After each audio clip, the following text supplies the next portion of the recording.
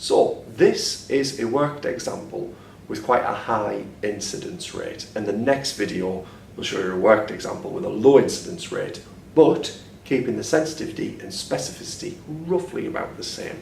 Okay, so just talking you through the rows and columns. So we've got our truth, so these are the people with the disease, and these are the people without the disease. And going in our rows, these are the people with a negative test result, and these are the people with a positive test result. All right. So essentially, true positives, false negatives, false positives, true negatives. Okay.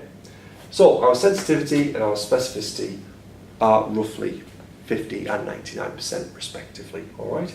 Now this has an effect, because the incidence rate is rather high, this has an effect on the positive predictive value and the negative predictive value. Okay, so our incidence is around about 80%.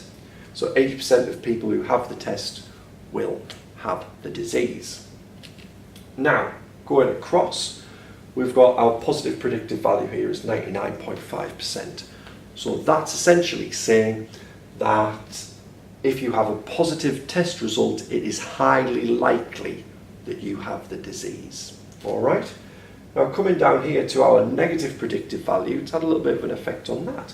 So our negative predictive value is basically saying if you have a negative result, only around a third of you will be definitely free of the disease. And we can see that because we've got quite a high false negative rate.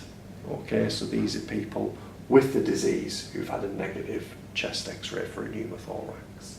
All right, so this is why this number is actually quite low.